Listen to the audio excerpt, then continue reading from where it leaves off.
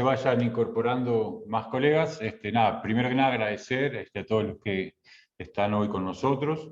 Recordarles que bueno, este es el tercer encuentro, digamos, de un ciclo de charlas que inauguró Raquel en febrero, el 16 de febrero concretamente, que estuvo hablando sobre el rol del director como agente de cambio en las instituciones educativas. Bueno, algunas de las personas, como ya vimos, ya la conocen, pero de todas formas, nada, quería comentar que bueno, Raquel es doctora en Ciencias Sociales y Humanas, con mención en Educación y también magíster en Educación de la Universidad Católica Uruguay. Es especialista en Gestión de Centros Educativos de la Universidad Católica y diploma en Dirección de Organizaciones Comunitarias sin fines de lucro de la Universidad ORT de Uruguay. Es profesora de Química, egresada del Instituto de Profesores Artigas, asesora de la Oficina Regional de UNESCO en Santiago de Chile por 10 años, docente y líder de instituciones educativas en Uruguay y en Ecuador, educadora líder y especialista en programas y evaluación del bachillerato internacional, y asesora de Red Global de Aprendizajes del Plan Ceibal. Es profesora también del programa de Directores de Excelencia de la Universidad de Montevideo. O sea, un currículum bien potente. Y también tenemos con nosotros a Marcos Sarasola, que tuvo a cargo la segunda charla de este ciclo, en donde nos habló sobre liderazgo pedagógico y trabajo colaborativo docente. Marcos es doctor en Educación por la Universidad de Deusto en Bilbao y máster en Educación y especialista en Gestión de Centros Educativos de la Universidad Católica. De título de grado es profesor de Física, también egresado del IPA. Está formado en constelaciones organizacionales y coaching sistémico por Geyser Works Eden Funfacioa. Eso es que medio vasco, ¿no, Marcos? Sí, Fundacioa. Ahí va. Programa SAT de formación en terapia integrativa y enneagrama con Claudio Naranjo, meditación vipassana, tal y como la enseña S.N. Goenka, y en la tradición Sayagi Ubaquín. Si lo digo mal, me corregís también. Es vicerrector de programas académicos de la Universidad Católica del Uruguay, integra el Sistema Nacional de Investigadores, también de Uruguay, nivel 1, y es investigador del equipo Innova de alto rendimiento y profesor de la Universidad de Deusto. Es coordinador para América Latina de la Fundación Orreum de Bilbao, con proyectos en Bolivia, Colombia y Uruguay. Sus líneas de investigación y publicación prioritarias se centran en la cultura de las organizaciones educativas, liderazgo distribuido, trabajo en equipo, enneagrama. Es evaluador de la ANI, de la Agencia Nacional de Investigación e Innovación de Uruguay, integra el Consejo Editorial de Revistas de Educación en Argentina, España, México, Perú y también en nuestro país, y ha trabajado en la formación de docentes en Brasil, Bolivia, Colombia, Costa Rica, Chile, España, Guatemala y Uruguay. También nos acompaña Alejandra Campos, que es la directora editorial de Santillana, y bueno, yo soy el director de innovación también. Nosotros no vamos a leer muchas más cosas, ya con lo que tienen nuestros invitados es más que suficiente. Y pero nada, tiempo... hay que agregar, sí. Perdón Alejandro, dale. No, lo más importante es que Raquel y yo fuimos compañeros de clase. Así es, y quienes se sentaron juntos en la clase. Sí. Formarán ciudadanía, ¿verdad? Exacto. La verdad que creo que lo más importante es un eso. Un privilegio, la verdad que sí. Sí, hicimos la primera versión del posgrado de gestión de centros educativos, entramos juntos con Raquel, y fueron 2 o 3 años, ¿no? Fueron 3 años de posgrado. Muy disfrutados. Sí, ahora sería una maestría. En esa época se hacían horas y horas y horas. Y trabajó en territorio, fue sumamente lindo. Sí, impresionante. Bueno, muy bien, compañeritos de generación. ¿Verdad? Compañeritos. Ni que lo hubiéramos sabido. Bien, y bueno, les cuento un poco, durante estos días nos estuvieron llegando ahí algunas preguntas de parte de la gente que participó en los encuentros anteriores. Hicimos ahí también un sondeo en los colegios que trabajan con nosotros en el proyecto Santillana Compartir, y más o menos a partir de las distintas preguntas que fueron llegando, las estuvimos conversando también con Raquel y Marcos, y es un poco las que vamos a utilizar para dinamizar un poco la conversación.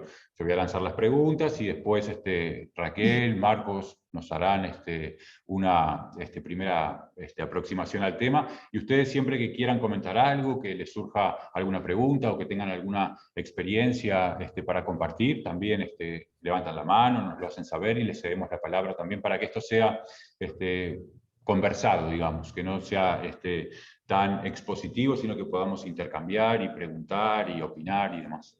Así que nada, vamos con las preguntas. Una que a nosotros nos parecía especialmente interesante tiene que ver con la inclusión. Y dice así, también es de una directora, dice: me interesa impulsar un proyecto educativo más inclusivo en el centro que dirijo. Algunos docentes están muy interesados, pero hay otros que no lo tienen tan claro o que tienen miedo de no poder. Y lo que pide es algunas ideas de ver cómo puede arrancar un poco a explorar en este paradigma para eso, trabajarlo de forma más intensiva con los docentes. No sé, Raquel, si querés comenzar. Ok, bueno, antes que nada, algunos agradecimientos, ¿no? Tanto a Alejandro Pereiras, a Alejandra Campos y el Grupo Santillana. Y la verdad, yo pensaba revelar ese secreto, pero ya se me adelantó Marcos. Un placer enorme y un privilegio estar contigo hoy, Marcos. Realmente te estimo y te respeto muchísimo profesionalmente, así que estoy muy feliz de estar hoy con ustedes. Y agradecer también a quienes se sumaron a este encuentro, que espero que efectivamente sea, como mencionó Alejandro, bien interactivo, con preguntas y comentarios. Me pareció una pregunta muy pertinente, pero me parece que quisiera comenzar por retomar algunos de los conceptos que trabajé en el evento de febrero, porque de lo que se trata esto es de impulsar una innovación, un cambio, ¿no? O sea, estamos pensando en cómo impulsar una institución más inclusiva, diferenciación en las aulas, en fin. Y como todo cambio, como mencionábamos en aquella oportunidad, tenemos que pensar en algunas cuestiones como que el cambio, la innovación son procesos dentro de las instituciones. Procesos que requieren ciertas etapas que ni siquiera son lineales, ¿no? Empezamos siempre por sensibilizar, por informar, por capacitar, ¿verdad? Para que se comprenda el cambio, para que se comprenda el interés y la necesidad del mismo. Seguimos por implementar, generar planes de mejora, en fin. Después esperamos que este cambio se institucionalice, pero bien, como bien decíamos en la oportunidad anterior, esto no es lineal. Tenemos docentes que se incorporan, a los que tenemos que también sensibilizar. Tenemos docentes, como se menciona en la pregunta, que no están del todo convencidos de que esto es una opción para sus aulas, y como bien sabemos, la innovación se da en las aulas siempre y cuando los docentes tomen la decisión de incorporar. El docente cierra la puerta y sabemos que la decisión final acerca de tomar esto o no es de él. Entonces, en primer lugar, recordar que esto es un proceso, y que además es un proceso que tiene mucho que ver en sus tiempos, ¿no? En la necesidad de sus recursos, con las notas de identidad cultural de la institución, con su contexto, con las formas en que se tramitaron otras innovaciones. Esto determinará también el ritmo en que la innovación se va a ir instalando. También me parecía interesante recordar, de lo que se mencionó en aquel momento, es que lo importante no se puede dar por mandato, ¿verdad? Hay mucho que tiene que ver con la persuasión, con el convencimiento, con el demostrar que esto es bueno e impacta positivamente en la mejora de los aprendizajes de los estudiantes, ¿sí? Porque es un propósito que, si bien el líder lo tiene claro, ¿sí? Necesitamos que todos se suban a ese barco. Y en ese sentido, impulsar culturas colaborativas que trabajen, ¿no? Desde un lugar de compartir buenas prácticas, reflexionar sobre las mismas, etcétera, hacen mucho más viable esta posibilidad. Desde estas culturas colaborativas, una de las cuestiones que me parece que son fundamentales en términos de incorporar el aspecto de la inclusión, convencer a las mayorías, etcétera, tiene que ver con el trabajo sobre las creencias, ¿no? ¿Qué creen nuestros docentes acerca de si todos los alumnos pueden aprender? Y en ese sentido, me pareció interesante recuperar algunas cuestiones que algunos expertos, que por suerte estuvieron en nuestro país en los últimos años, prepandemia, nos trajeron, ¿no? Entre ellos, por ejemplo, una muy recordada, Laurence Cornu, la filósofa francesa que lamentablemente falleció hace un año, que estuvo con nosotros, y hablaba de que se trata de pensar en escuelas habitables para todo. El concepto habitable me pareció especialmente seductor, ¿no? O sea, ¿cómo hacemos para que todos los niños, todos los jóvenes se sientan que pertenecen a ese lugar? Porque efectivamente hay docentes que los esperan con una propuesta desafiante para ellos, una propuesta emocionalmente significativa, ¿sí? Que han pensado en estrategias propias para cada uno, ¿no? También dice que es necesario creer que los aprendizajes son posibles para todos, ¿no? Esto es pensar efectivamente que desde el lugar del docente esto pueda viabilizarse. Philippe Mérieux también estuvo con nosotros y dejó algunos de estos conceptos. Por ejemplo, recuperaba yo, no hay dos alumnos que aprendan del mismo modo. No se trata solo de democratizar el acceso a la escuela, sino también el éxito, ¿no? Y esto también tiene que ver con pensar estrategias para que todos puedan aprender. Decía Mérieux también, la pedagogía diferenciada invita al docente a preguntarse por la pertinencia de cada uno de sus métodos. También tuvimos la oportunidad de tener acá a Tomlinson, ¿no? Caroline Tomlinson, que, bueno, especialista en educación diferenciada, y miren qué cosa más linda decía. En un aula diferenciada ocurren muchas cosas en cada hora de clase. Dado que suceden tantas cosas diferentes, ¿no? Ella piensa en distintos agrupamientos de alumnos, en distintas formas de generar recursos para que provoquen el interés, la curiosidad de los chicos en distintas modalidades, etc. ¿Sí? Dado que suceden muchas cosas diferentes, ninguna tarea define lo que es normal y ninguna se diferencia, pone entre comillas, ¿sí? Rebecca Nijovic, en alguna de sus encuentros, decía: cada estudiante merece un docente que lo ayude a identificar y construir sus fortalezas y reconocer sus áreas de mejora.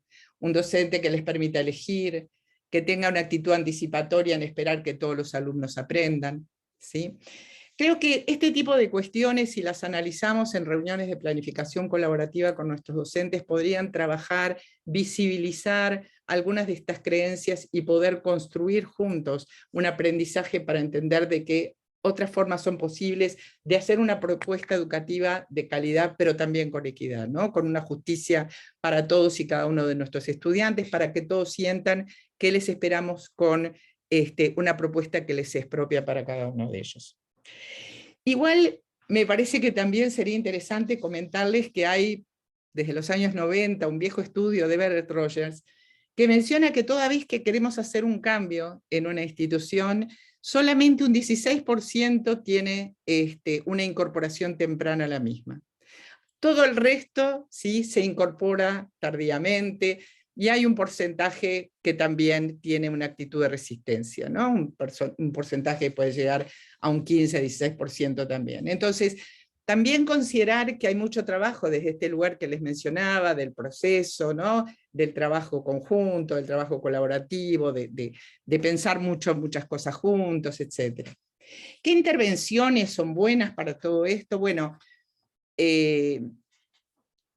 de lo que trae la investigación, mucho modelado, mucho andamiaje, mucho trabajo con expertos acerca de las temáticas, ¿no? Traer este tipo de cuestiones como las que les traía, una comunicación cara a cara con la gente, hacerle saber a la gente, hay un modelo de innovación que a mí me gusta mucho, que tiene que ver con las distintas preocupaciones de las personas que hacen al cambio, ¿no?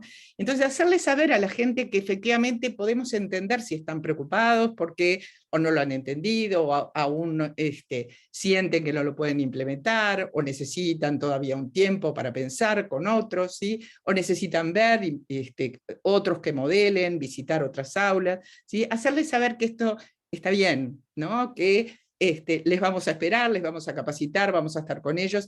Como decía Fulan, un cambio no se va a dar si las personas que tienen que hacer ese cambio no cambian, ¿no? No cambian sus formas de pensar las cosas, no cambian sus paradigmas. En el caso de la inclusión, ni hablar, estamos hablando de aulas heterogéneas hace décadas, ¿sí? Y aún no las vemos efectivamente en las aulas, ¿sí? Entonces, digamos, esto puede ser una estrategia interesante para comentarle a esta directora que tenía esta preocupación.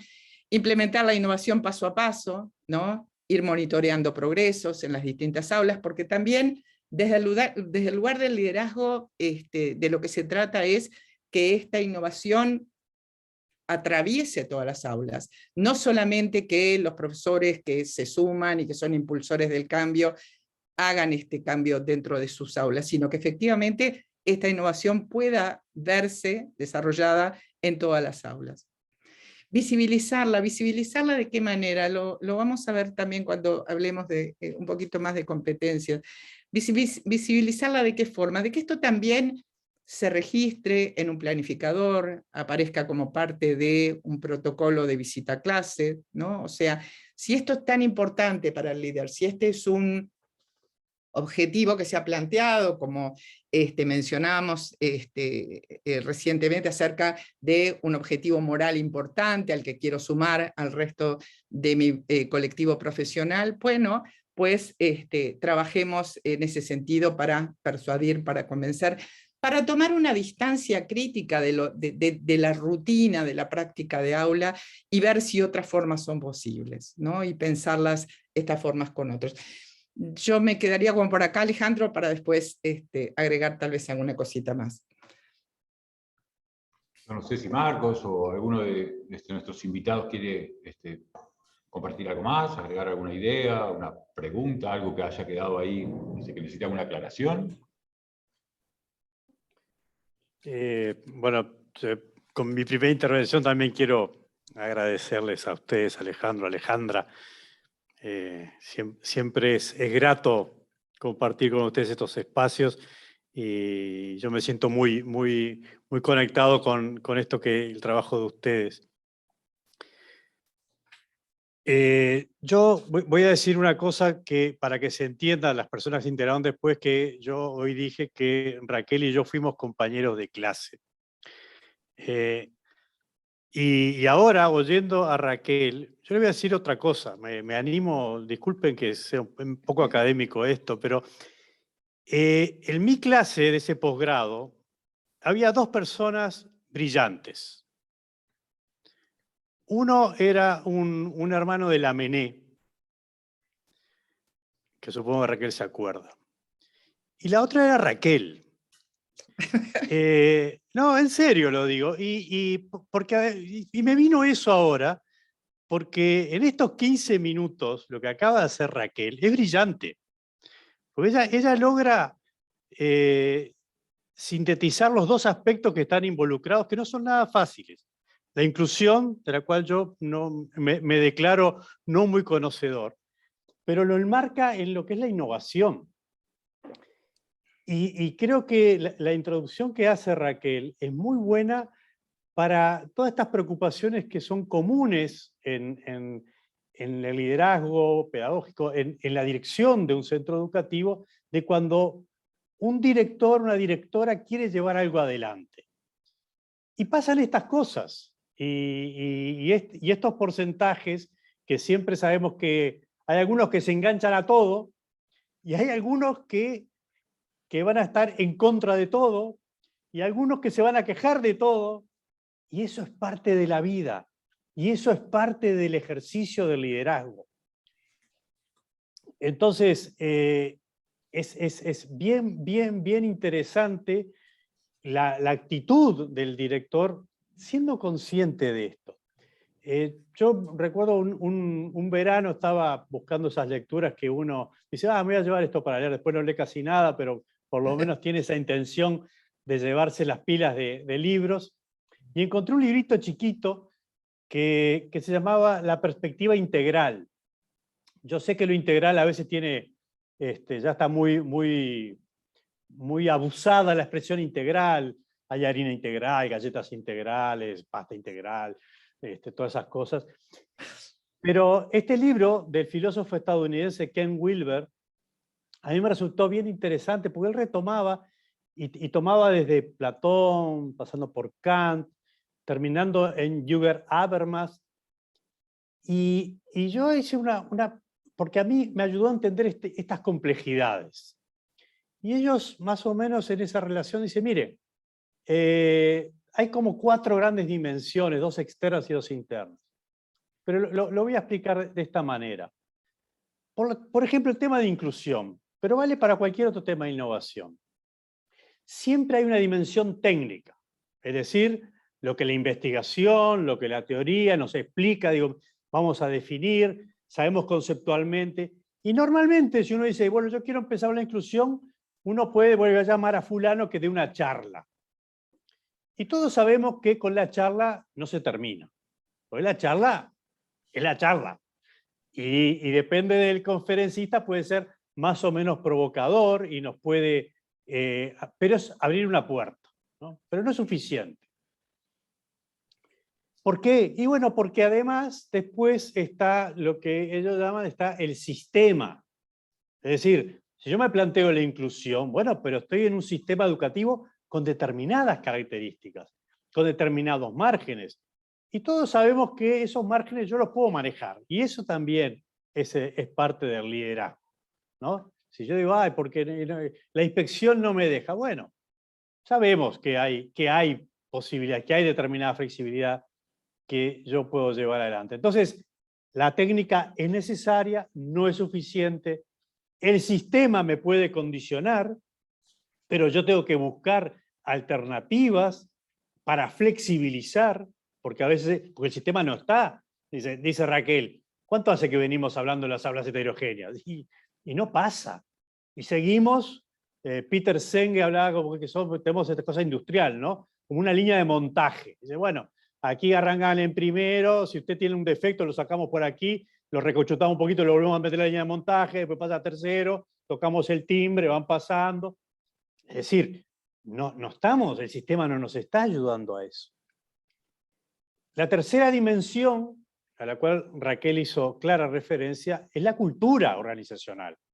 Creencias, patrones de comportamiento, lo que la comunidad educativa a lo largo de la historia ha aprendido, que estas son las cosas que hay que hacer y se hacen así aquí y hay que hacerlas así. Y eso lleva tiempo. La cuarta dimensión, que es la más complicada de todos, somos las personas.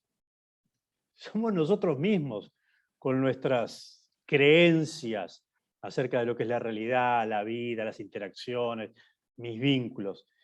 Entonces, abordar la complejidad de una innovación, la que sea, con un liderazgo, como decía Raquel, es un liderazgo que tiene muy claro hacia dónde va, porque si no, y tiene que insistir, y hay que hablar, y hay que decir las cosas 1000 veces, y no hay que perder oportunidad de repetirlo, y no hay que perder oportunidad de volver a decirlo, y tiene que escribirlo. Eso es el trabajo cotidiano del liderazgo. Entonces, son varias las dimensiones que entran en juego, de ahí la complejidad del trabajo que tenemos, y de ahí la necesidad de tener claro hacia dónde uno va, ¿no? Porque los que hemos sido directores de centros educativos, sabemos que a veces, yo ya lo he dicho muchas veces, porque ha sido mi experiencia como director, se rompió la cisterna, una ventana que no cierra, dónde está la cinta adhesiva, los enchufes, todas esas cosas que muchas veces como directores tenemos que atender, pero se pueden y hay que atenderlas.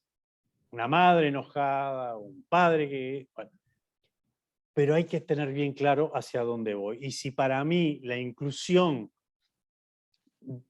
generar un centro inclusivo es el que le da sentido, bueno, tengo que estar siempre con ese norte bien claro, ¿no? Entonces, por eso decía que bien interesante eso y me aporte más de la innovación que de la inclusión, que no puedo estar tanto como Raquel. Buenísimo, Marcos, como siempre, impresionante. Una sola cosa agregaría a lo que planteó Marcos, brillante, y es a todo esto de la cultura organizacional que nos rodea, a las creencias, las huellas, ¿no? Las huellas que nuestras propias trayectorias educativas han dejado en nosotros y que si no podemos, o el líder nos genera estos espacios de encuentro donde se puedan generar estas instancias de reflexión, quedan plasmadas en nosotros y ciertas actitudes que tenemos en el aula reflejan solamente esta reproducción de lo que vimos o vivimos nosotros en nuestra trayectoria educativa. Y esto a veces nos hace cometer tener algunas actitudes que no son las que querríamos, en particular en el tema de inclusión, ¿no? Estamos acostumbrados a sentarnos mirando la nuca del de enfrente, ¿no? No trabajar colaborativamente, tener, como decía bien Marcos ahora, en esta imagen tan buena que dio, ¿no? Esta hora, el timbre de entrada, el timbre de salida, estas cosas que vieron que además la pandemia hizo esta disrupción brutal en todo esto, ¿no? Porque nos rompió los marcos de tiempos, de espacios, ¿sí? Y esto fue parte de lo que nos movilizó tanto desde la incertidumbre. Y generó algunas cosas muy interesantes, como por ejemplo, que algunos alumnos que en la clase presencial no eran visibles, ¿no? De pronto con otras estrategias que fueron bastante usadas, como la estrategia de aprendizaje basado en proyectos, que permitía generar instancias vinculadas a los intereses, a las capacidades de cada uno, a tener tiempos más flexibles, ¿sí? De pronto generaron motivación, de pronto hicieron cuestiones, y bueno, son de las cosas que sería lindo que en un aula pensada desde la inclusión, desde la posibilidad de proponer una diferenciación, también se piense, ¿no? La posibilidad de generar entornos que provoquen la investigación, paredes interactivas, la posibilidad de generar distintos tipos de agrupamiento, de responsabilizar a los alumnos de su aprendizaje, generando autonomía, generando la posibilidad de que ellos elijan, ¿no? Pero bueno, confío que en el futuro empecemos a encontrar más de esto. Ojalá que esta directora haya encontrado respuesta en nuestros aportes, y bueno, si no, encantados de escuchar alguna inquietud más. Buenísimo. Seguro que gracias. sí, muchas cosas dijeron, mucho para procesar. Vamos con una pregunta más sencillita, Ale, ¿te animás? Sí, en realidad pasar de la inclusión a una pregunta más práctica, como que nos pregunta un directivo de secundaria: no consigo que los docentes incorporen la plataforma educativa en sus prácticas. O sea, es como bajar al terreno, ¿no? Embarrarse ahora. Yo creo que igual ya dieron muchas pistas en cuanto hablaron de la inclusión, pero bueno, esta es más práctica, digamos, más de terreno. Así que bueno, Marcos, vas a tener que hacer un breve resumen práctico de capaz que... Sí, nada, un poco lo que decía Alejandra, es que veníamos hablando de eso, ¿no? Cuando uno quiere dar un paso así, hay que preparar a la gente, hay que formarlos, hay que ayudarlos, tenemos miedos. El miedo es parte de nuestra vida. Entonces, tanto para eso como, ¿no? A veces hasta tenemos excusas, ¿no? Porque están no somos, ¿qué dice? Los nativos digitales. Digo, bueno, pero todos los que hicieron esto no son ninguno nativo digital. Ahora capaz que empieza a haber alguno, pero todos los que diseñaron este mundo digital, ninguno era nativo digital. Entonces estas cosas requieren evidentemente cierta apertura, de nuevo, cómo somos las personas. Pero cualquier innovación, cualquier metodología, si usted recién hablaba de el trabajo por proyecto, bueno, eso también da miedo. Yo, por ejemplo, disculpen esta autorreferencia, pero que hasta hace pocos años estaba mi clase en un liceo público de física, y con mis estudiantes trabajaban en la línea del aprendizaje basado en el equipo, donde los que trabajan son los estudiantes, ¿no? Y uno genera todas las instancias previas, y hay un proyecto y todo eso. Y bueno, al principio uno explica lo que va a hacer, los estudiantes están en otra cosa, está bien que estén en otra cosa, no, es comprensible. Y pasaron 15 días de clase, yo armé los equipos, trabajando en equipo, tenía que estudiar AMPE, la clase invertida, yo trabajo mucho en eso, discusión, y a los 15 días un estudiante levanta la mano y me dice, profesor, con todo respeto, ¿no? Cuando te dicen con todo respeto, pues quién sabe Ahí que se viene algo. Claro, te van a preguntar. Y me dice, profesor, ¿usted para qué está aquí? Y me pareció una pregunta fantástica, porque a mí me dio pie a volver a explicar que yo estaba ahí para otra cosa y que yo como profesor de física no estaba dispuesto a poner dos carritos pegándose y a ver la velocidad y para dónde iban, porque eso para mí no tenía sentido y que ellos tomaran apunte, hicieran un escrito y si no, un examen. Entonces, esa síntesis no está referida a los aprendizajes. Entonces, a los estudiantes también les complica cambiar esto, ¿no? Entonces, somos los profesores, son los estudiantes, es el sistema, entonces hay muchas puntas ahí y por eso hay que ser muy cuidadoso. Pero tal vez una cosa que es bien clara para mí y los porcentajes que dio Raquel son bien significativos, es que las innovaciones hay que mimarlas mucho. Porque si uno no mima la innovación, retroalimenta la creencia, ¿viste? Es que yo te dije que esto no iba a funcionar. Pero ¿qué era que? ¿Ves? ¿Ves? Entonces, si uno, a ver, la cultura se crea a partir de experiencias exitosas. Si va mal, esto del trabajo en equipo, entonces te va a decir no y retroalimenta la vieja cultura. Para crear una cultura nueva y para eso hay que mimar la innovación. Y con algunos, sí, habrá que empezar con algunos. Y entonces igual se contagian otros. Igual otros, y lo que decía Raquel, bueno, capaz que otro con otro y que este colega te ayuda. En fin, yo creo que hay formas de llevar esto adelante un poco teniendo en cuenta cualquier innovación, ¿no? Y esto con los miedos que tiene. Me pareció divino la anécdota que trajiste de este muchacho. ¿Usted para qué está acá? Me pareció el ejemplo más claro acerca de aquello que llamábamos el oficio del alumno, ¿no? O sea, a ver, todos mis profesores vienen a dar la clase, me piden a fin de mes que escriba, y usted viene y me pide que yo construya mi aprendizaje, ¿no? ¿Para qué está usted acá? Genial.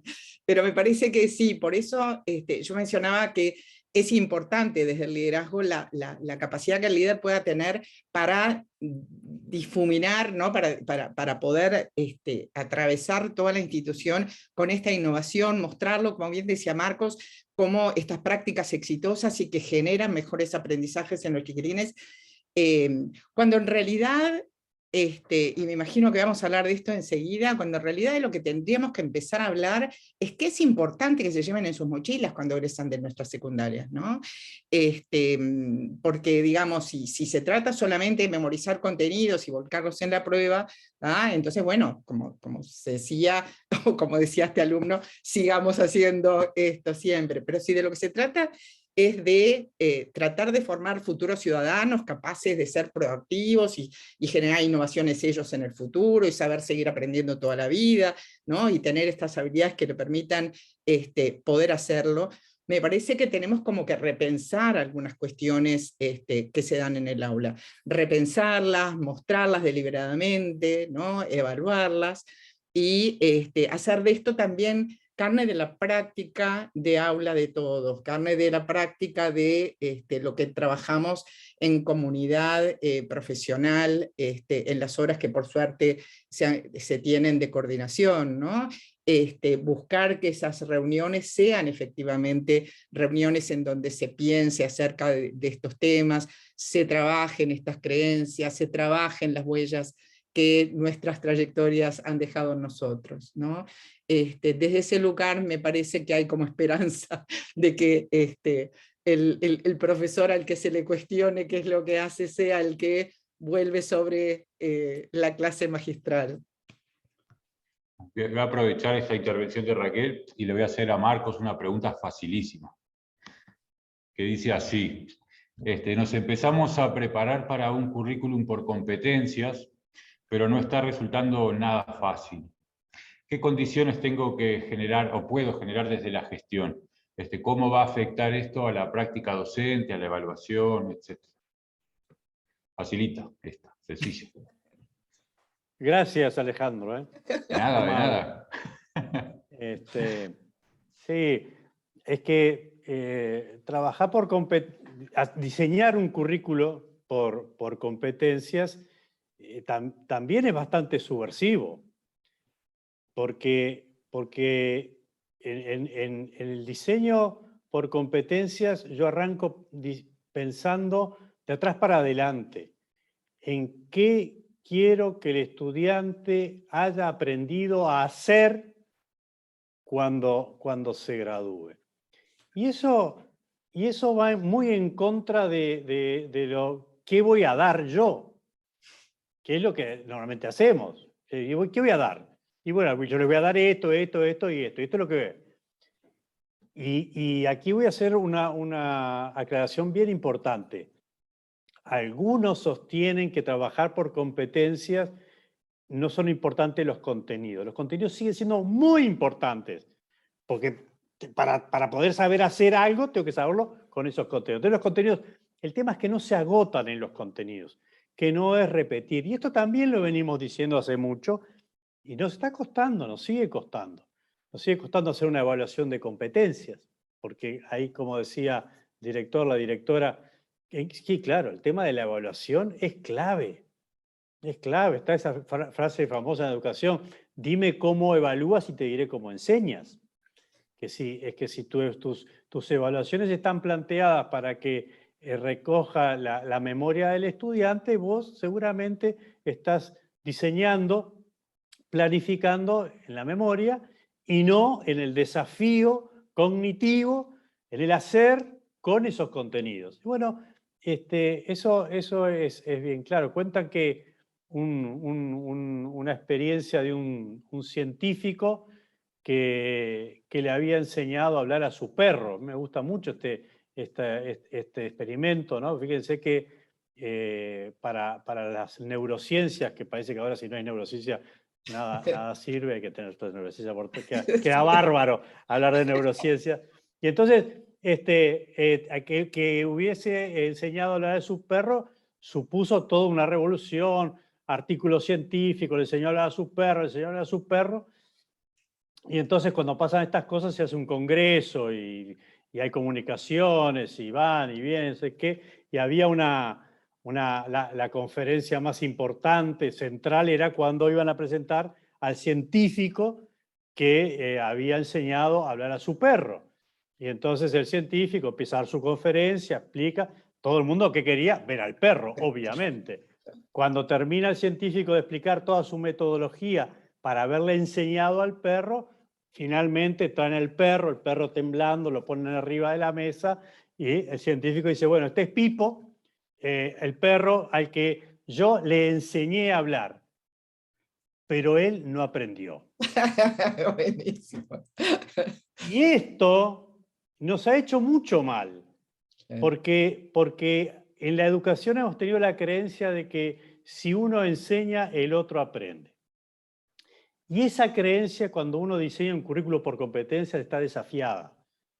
Porque hasta que yo no puedo verificar que ahí ha habido aprendizaje, desarrollo de competencias, entonces no alcanza con que yo enseñe.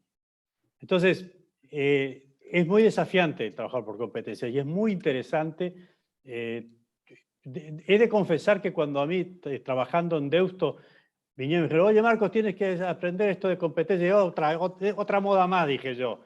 Nada, y bueno, luego me hicieron ver que estaba equivocado y he profundizado bastante y de hecho aquí en la universidad hemos hecho todo un diseño, hemos diseñado 55 carreras por competencias. A ver, en el papel, ¿no? En el papel. Después eso supone todo un trabajo, formación de los profesores, desarrollo de determinadas competencias, por ejemplo, la de evaluar. Nuestros profesores y profesoras tienen que aprender a evaluar competencias y no corren, hago 2 parciales, promedio la nota y vamos arriba. No funciona así. Entonces, es todo un desafío esto de las competencias, pero es un buen camino. Bien, bueno, para no perder el ritmo, y la verdad que esto creo que... Yo puedo porque me dejó como tentada de comentar algo, Marcos.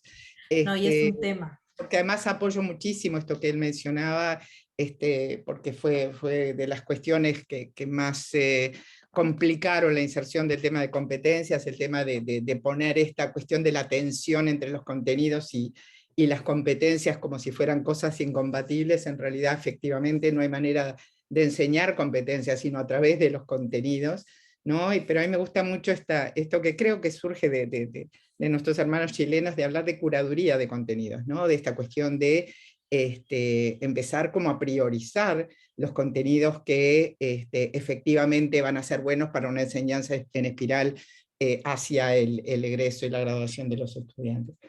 Me parece que hay hoy día algunas cuestiones de referencia, como por ejemplo lo que la Red Global de Aprendizajes trae a través de las 6 competencias que fomenta, y que tiene además rúbricas como las progresiones para poder evaluar estas competencias en forma de dimensión, a través de las dimensiones, los niveles, etcétera. Pero acuerdo totalmente con lo que dice Marcos en relación a la necesidad de trabajar, me encantó esto de mimar, ¿no? A quienes van a trabajar desde esta innovación para persuadirlos de que esto vale la pena, ¿no?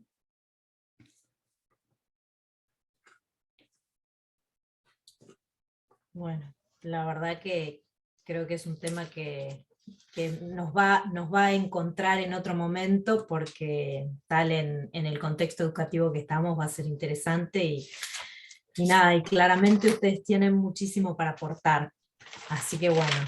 Pero como Raquel estuviste ya también con la inclusión y los temas de la educación, inclusión, ABP, y como no podía faltar, la educación emocional también.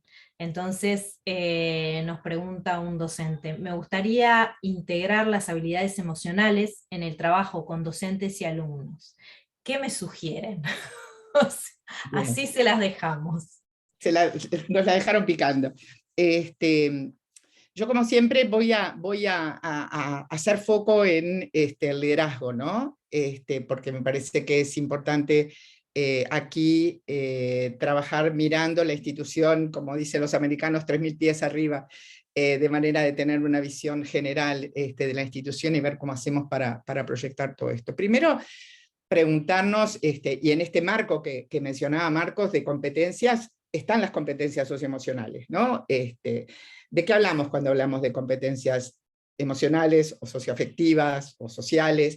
Y bueno, hablamos de, por ejemplo, en las habilidades emocionales, de esta cuestión de tener conciencia plena de tus emociones, de ser persistente en la tarea, de trabajar para la autonomía, ¿verdad? De poder de alguna manera trabajar tus emociones para poder aprender, ¿no? O sea, y esto tiene que ver con las condiciones que el docente puede generar en el aula para que esto se produzca.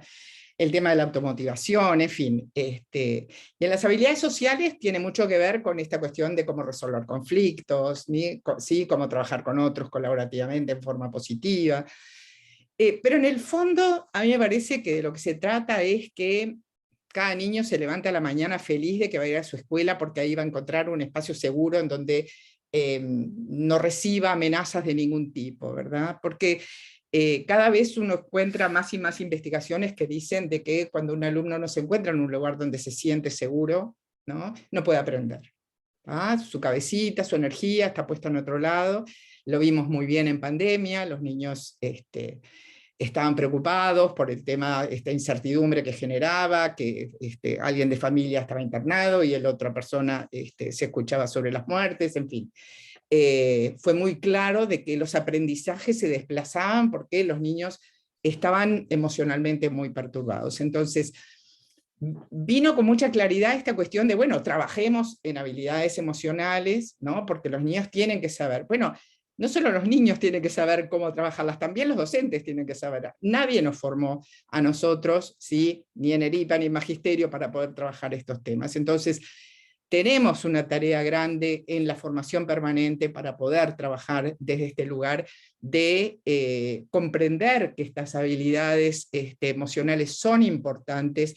Hay un trabajo muy interesante de los 90 de Casasus que muestra, ¿no?, que la diferencia muchas veces que se da en los aprendizajes entre distintas aulas, ¿no?, tiene que ver justamente por el ambiente emocional que se da en una o en otra, ¿no?, por la posibilidad de que el docente haya generado un ambiente en donde los niños puedan hablar, opinar, fundamentadamente, por supuesto, acerca de ciertas cosas sin temor a ser juzgados, ¿no?, ni por adultos ni por sus pares, y eso significa un escenario de seguridad. De hecho, Fulan dice que no hay ningún programa en este momento en el mundo, ¿no?, que trabaje desde este lugar, ni los programas anti-bullying, ni los programas de otro tipo, han logrado todo esto. Los programas que trabajan efectivamente o que deberían hacerlo, tendrían que pensarse desde este lugar de generar estas situaciones de seguridad, tanto en las reuniones de adultos, ¿no?, tanto en las reuniones de docentes, como en las aulas de los estudiantes. Entonces, también nos deberíamos preguntar qué cambios, ¿no?, habría que hacer. Mucho tiene que ver con hacer estas cuestiones visibles, ¿no?, ponerlos deliberadamente, como mencionaba antes sobre las competencias en general, ponerlos deliberadamente a circular en nuestros planificadores, en nuestras prácticas de aula, en los productos que pueden desarrollar los chiquilines en las clases, para poder hacer de que ellos reflexionen acerca de esto, porque si yo quiero trabajar con ellos algo vinculado, por ejemplo, a la automotivación o la conciencia plena de las emociones, no se trata de preguntarle cómo te sentís hoy y pasemos al tema de la clase, ¿no? Porque digo, no hago gran cosa con todo eso, ¿sí? Tengo que efectivamente trabajar esto, mostrar con qué criterios ellos van a poder entender de que están en cierto lugar en relación a estas habilidades y que pueden mejorar haciendo A, B o C cosas cuando yo describo, ¿no?, qué tipo de cuestiones pueden asegurar logros en este sentido. Entonces, 1 me parece importante, 2 me parece que sí hay que empezar a hacerlo, 3 es necesario trabajar y capacitar al respecto porque no hemos sido formados en este sentido. ¿Por qué hacerlo desde el liderazgo? Bueno, primero porque, como mencionaba la otra vez, el líder, según todas las investigaciones a las que accedemos, tiene el segundo lugar de impacto en relación a las mejoras de los aprendizajes, en todos los ámbitos, los emocionales, los académicos, ¿verdad? Entonces, hay un rol, ¿no? ¿Y por qué tiene este impacto? Porque, bueno, es quien genera las condiciones para poder hacer esta innovación, ¿no? Genera las condiciones para el encuentro, para la capacitación, para la posibilidad de tener algún recurso extra, para poder hacer una retroalimentación formativa al profesor, ¿no? Cuando Marcos mencionaba esta cuestión de yo enseño, no sé si ellos aprendieron, o seguramente ellos no aprendieron, muchos tal vez de los que están acá y ya me han escuchado saben que yo odio el guión, ¿no? ¿Y cuál es el guión? El proceso de enseñanza, guión, aprendizaje. Nos han metido tanto esto en la cabeza que en realidad nos dicen que el proceso la enseñanza tiene como correlato el aprendizaje, y eso no es cierto, ¿no? O sea, yo puedo enseñar y por ahí 1 aprende, 2 aprenden, 20 aprenden, pero seguramente no todos aprendieron, y por eso hablábamos hoy de inclusión, de diferenciación, de aulas heterogéneas. Entonces, quitemos el guión, ¿no? Veamos de qué manera podemos trabajar este tema de las habilidades emocionales en forma explícita, en forma deliberada, y evaluar esto tal cual evaluamos aprendizajes cognitivos, académicos, etc. ¿Por qué el líder? Entonces decíamos por su impacto, ¿no?, claro en esto. En segundo lugar, porque de alguna manera las cuestiones de formación emocional forman parte muchas veces de la misión y la visión de las instituciones, ¿no? Si ustedes leen, hacen una recorrida en Google y se fijan en distintas instituciones educativas, la misión siempre tienen algo de formación emocional, de sacar ciudadanos conscientes y responsables y autónomos, etcétera. Entonces hay algo que es un mandato hacia el director, ¿no?, porque es la misión del colegio, es la visión hacia dónde quiere ir, y que él de alguna manera tiene que tramitarlo, tiene que traducirlo en lo que va a ocurrir en sus aulas. Yo dejaría como por acá. Hay una expresión que a mí me resulta un poco incómoda, por no decir espantosa u horrible, y es el de las habilidades blandas. Claro. Estas habilidades son las habilidades más importantes, las más importantes. Entonces, es donde tendríamos que estar trabajando más en lugar de las otras, ¿no? Pero le llaman habilidades blandas. Soft skills, tal cual. Claro, todavía sí, exactamente. Porque se originan así, ¿no? Está lo duro y los blandos. Son las más importantes, son las que son las que no aparecen en el currículum. Cuando uno va a trabajar y dice, ay, no, yo estudié, tengo un título, sí, pero ¿y las otras? Pero por las que te van a despedir son por esas, no por tus estudios. Entonces, son las más importantes, ¿no? Y el trabajo es un trabajo muy complicado. Ahora, cuando Raquel hablaba, me acuerdo viniendo de un colegio un día y me dice, Marco, ¿sabes qué? Nos gustaría que nos ayudaras a que nuestros estudiantes trabajaran en equipo. Ellos no saben trabajar en equipo. Una directora, ¿no? Y le digo, ¿los profesores trabajan en equipo? Bueno, sabés que lo estamos intentando. ¿Y ustedes, el equipo directivo, trabajan en equipo? Bueno, entonces yo empecé ayudando a que los docentes trabajaran en equipo. Es muy difícil. Sino, ¿de qué estamos hablando? Y esto que decía Raquel es claro. Bueno, ¿cuál es nuestro trabajo? Nosotros como equipo directivo, o el director, la directora, con sus coordinadores, con lo que sea, ¿están siempre enfocados a la tarea, en el afuera? ¿Cuánto tiempo nos damos a trabajar internamente entre nosotros, a poder decirnos cómo yo me siento contigo, lo que me generás, que a veces me saca, porque todo eso no estamos formados para trabajarlo, ¿no? Ni Raquel ni yo, que también somos egresados del IPA, estas cosas no existían, ¿no? Claro No que sé no. si existen ahora, supongo que tampoco deben existir Creo que no. mucho. ¿No? Creo que no. Pasan, reforma curricular y siguen en lo mismo. Y esto que es tan claro, que es clave, sigue siendo desplazado por mucho contenido, mucha cosa, mucha carga. Ay, no pueden salir sin saber en física, ¿no? El principio de no sé qué. Yo decía, ¿cómo no van a poder salir sin saber el principio de no sé qué? Habrán salido miles de estudiantes sin saber ese principio. No pasa nada, no pasa nada. Nada les cambió en su vida. No. Sí que me recuerda esto que mencionaba Marcos, una imagen que me encantó, hablando del tema de las habilidades socioemocionales. Vieron cuando en los aviones nos dicen de que nos pongamos primero nosotros la mascarilla antes de asistir a otro y ponérsela a otro, ¿no? A un adulto mayor, a un niño. Entonces lo traía un especialista en una reunión justamente en relación a esto. ¿Cómo puedo ayudar a otro a trabajar sus emociones si yo no las he trabajado? ¿No? Bueno. Primero tengo que elaborarlas yo, primero tengo que comprender yo qué cosas me pasan, cómo elaborar estas cuestiones, cómo ser persistente en las cuestiones que hago en mi trabajo, etcétera, para poder después modelar hacia otros, ¿no? Esta posibilidad. Y con relación a esto que están comentando y el papel del liderazgo, tenemos en el chat una intervención de María Verónica Irigoyen. Ella dice: liderazgo compartido, directivos convencidos, apasionados, que contagien a otros docentes y desde la práctica, viendo resultados exitosos o no, también aprendemos. Y se van sumando. Lo hacemos en inicial y primaria, hoy lo estamos recogiendo en secundaria. Un currículum por competencia desde una visión humanista. Porque sí, es cierto que nuestro currículum es absolutamente racionalista. Está ahí María Verónica, la vemos caminando, yo no sé si la agarramos en mal momento, no sé si nos quiere contar algo más sobre lo que compartió en el chat. Hola, no, buenas noches, es que estoy en horario, acá están saliendo de las actividades deportivas. Yo soy directora inicial y primaria del Colegio Teresiano de Rivera.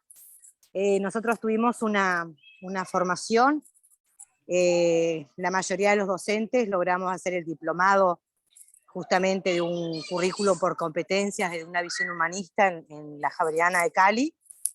Y bueno, a partir de ahí fue que nos transformó todo. Empezamos capacitándonos con Susana Soler Sabané, que es la directora del Instituto Montgròs de Barcelona, que nos dio toda la introducción al trabajo justamente cooperativo y colaborativo. Y bueno, y ahí nos embarcamos y realmente hemos, inicial y primaria, obtenido excelentes resultados. Y hoy los estamos viendo reflejados cuando los chiquilines nuestros pasan a secundaria y lo primero que le cuestionan a los profesores es, ¿no vamos a trabajar en equipos? Porque, claro, porque ellos ya están acostumbrados a rotar los roles, a aprender a mediar, a ser de mediadores, a resolver conflictos, a tener autonomía.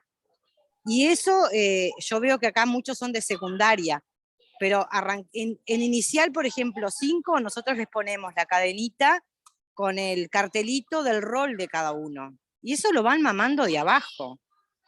Entonces, cuando llegan a primaria, es espectacular. Y el año pasado ya lo pudimos ver en plena pandemia, ya trabajaban a través de Zoom en equipos colaborativos. Entonces, hay que estar convencidos, hay que estar apasionados y bueno, convencemos a un compañero hoy, otro mañana, ese convence a otro. Y bueno, cuando nos estamos por jubilar podemos decir, todo el colectivo docente está convencido. Muchísimas gracias. No, al contrario, buenísimo el ejemplo, Verónica. Gracias a vos. Qué linda tarde ahí en Rivera, ¿no? Sí. Por lo que se ve ahí atrás. Aquí tenemos, están cayendo, hay relámpagos. Yo veo relámpagos aquí.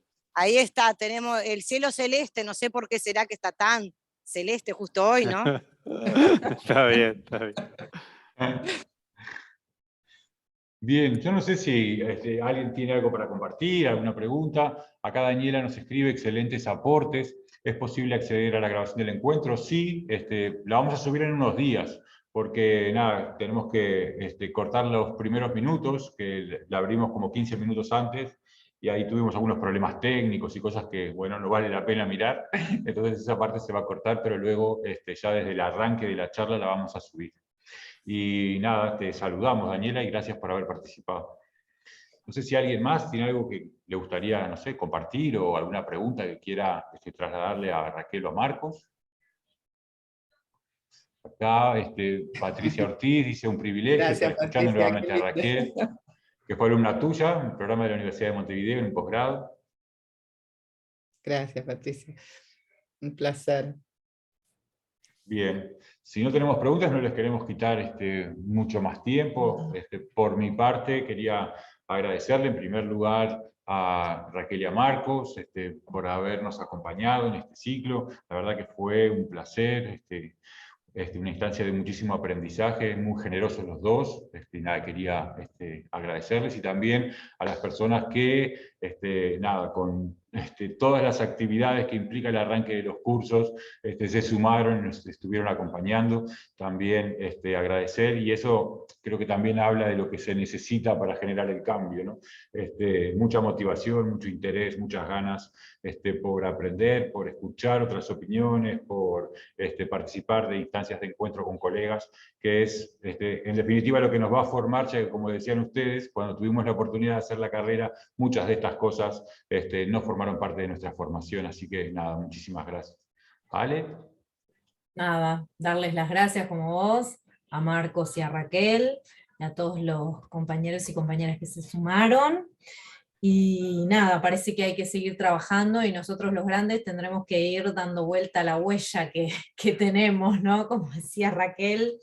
Y nada, en una reunión decían: si encontramos un lugar en el aula para los chicos, van a encontrar un lugar en el mundo. Así que nada, creo que se trata un poco de esto, de seguir trabajando por los estudiantes y estudiantes. Ahora les dejamos el cierre a ustedes dos. Bueno, nada, gracias por esta oportunidad de pensar con ustedes, de habernos dado la posibilidad de volver a mirar cosas y de compartirlas. Y otra vez un abrazo fuerte a mi amigo Marcos, la verdad un privilegio volver a estar juntos. Bueno, más que agradecimiento, cuando este intercambio es muy fértil para mí.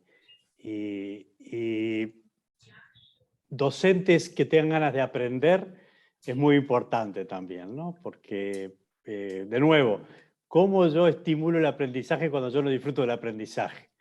Entonces, siempre que tengo la oportunidad de estar con un grupo de educadores y educadoras, realmente me siento muy, muy privilegiado de poder hacerlo y gratificado en la vida por esto. Así que muchas gracias a todos. Bueno, Gracias. estupendísimo. A la Nos próxima. vemos. Muchas Y gracias. nada, Un a ver el placer. partido con ese cielo celeste de Rivera, a ver qué tal nos va. Sí. Y Arriba bueno, Uruguay. arriba Uruguay. Esta. Chao, Bueno. gracias por Gracias. todo. Chao, Chao, chao. chao. Chao.